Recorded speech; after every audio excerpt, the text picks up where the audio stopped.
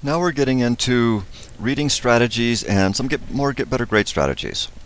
So some very simple, very powerful ones to do. First one is, as you're reading, to take notes, to outline the main points that are reading. The notes that I take when I'm reading are very, very simple. You may like to do something like this or do something totally different. What I do is I write down the heading, word for word, and I put the page number next to that heading. Then right underneath that, write down every key word that belongs to the heading. And I do this because I use my notes to test myself. And that is, I look at my notes rather than looking at the textbook and see, can I say out loud from my notes what this heading means while I'm incorporating those keywords. If I can, I just check it off, that this is something I know. And if it's something I know, that means I don't have to study it. I just need to review it. If I can't, then I make some mark on it, usually an asterisk aspect, that this is something that I don't know, that I need to be able to go back to that textbook, and I already have the page number written down, and go back to that textbook and reread that section so that I can get it. And then if you take those notes that you've taken from the textbook to class and compare them to what the instructor is saying.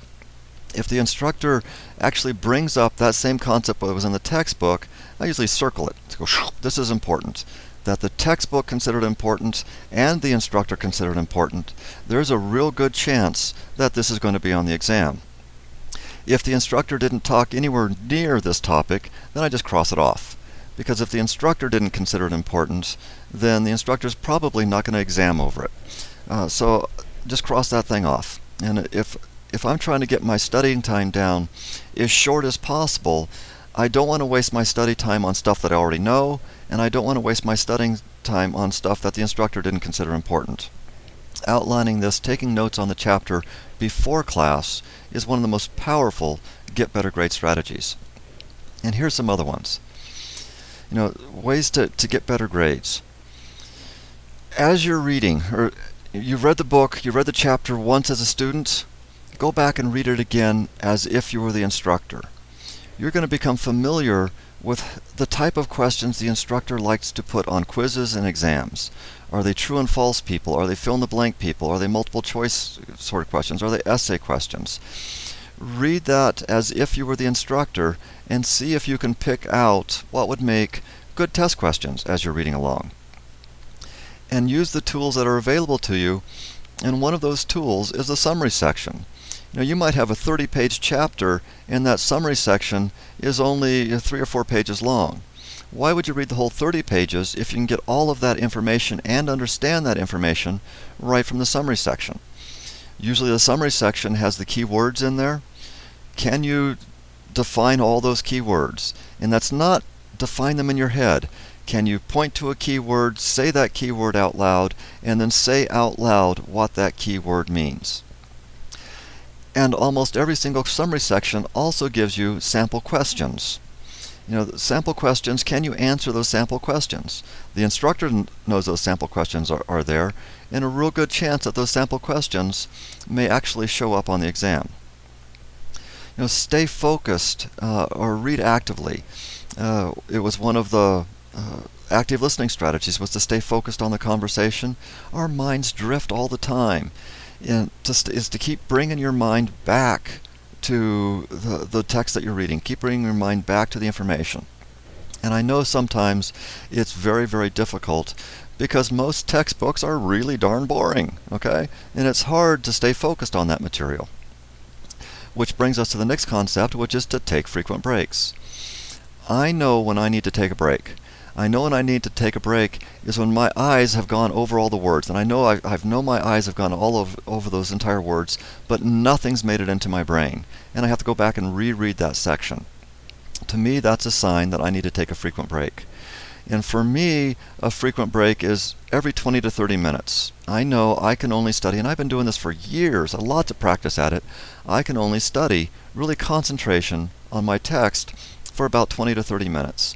For you, it might be 5 to 10 minutes, it might be 40 to 50 minutes, I have no idea. But when you find yourself drifting, take a break. Now remember, a break is 5, 10, maybe 15 minutes. A break is not 3 days. So come back after that. Making connections. This is, you're sitting in class, you're reading something, and you get this in your mind, oh, that reminds me of a time when. You've just made a connection.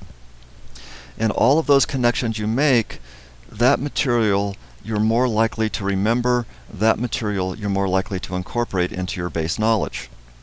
And you can force these connections. As you read a concept, ask yourself, have I ever used this in the past? You read a concept, you can ask yourself, how can I use this in the future? And by answering those questions, you're making a connection to that material, making that material relevant, and you're more likely to incorporate that material. This strategy of talk with the author does not mean you call up the author on the phone and say, hey author, what do you mean by this? Or send them an email. This is a very special strategy and one to be used rarely, because this strategy will slow your reading down significantly. Use this strategy for what I call the paragraphs.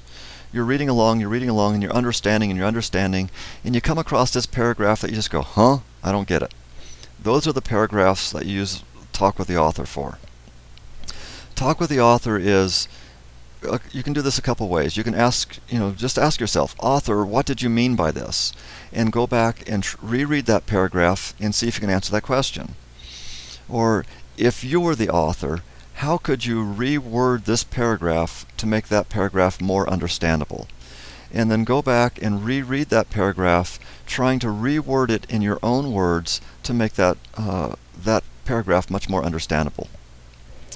And don't forget your learning styles. Learning styles incredibly important. Visual, auditory, kinesthetic, interpersonal, intrapersonal.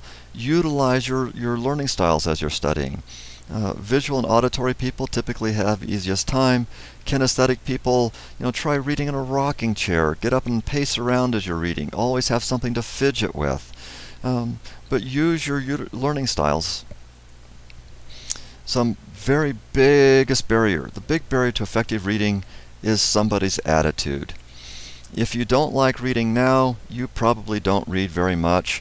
And if you don't read very much, your reading skill could improve. Hate to tell you this, but you are going to have to read in school, and the only way to improve your reading skill is to read. Find something you enjoy reading and read it. Pull out the Harry Potter books and start reading Harry Potter. Get your magazines and actually read the articles. Don't just look at the picture. But you are going to have to read in college. And you're in an accelerated program.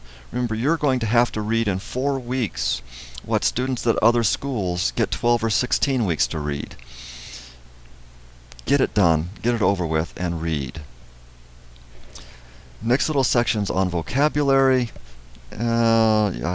Vocabulary building is probably the single simplest tool you have of increasing your earning potential. The greater your vocabulary, the more you earn. And lots of studies have talked about this, that low-level workers have a very low vocabulary, high-level workers have a very high vocabulary. And in class I talk a lot about this study. Before you go from line worker to supervisor, supervisor to manager, manager to director, all the way up, you need to have the vocabulary of the next level up. In school you have a whole course on medical terminology, because you need to have the medical vocabulary before you're working in the medical field. And there's lots of different ways to improve your vocabulary. Probably one of the easiest and best ways is quite simply to read. You can get audio cassettes and CDs. Just check them out from the library. Put them in your car, drive around. They learn new words. The word of the day calendar. Listen to your boss talking to your boss's boss. What words, what language are they using? There's lots of vocabulary building books out there. Some of them are good, some of them are not so good, but utilize those things. Now technically, vocabulary is understanding the meaning of the words and being able to use those words appropriately. Work on building your vocabulary.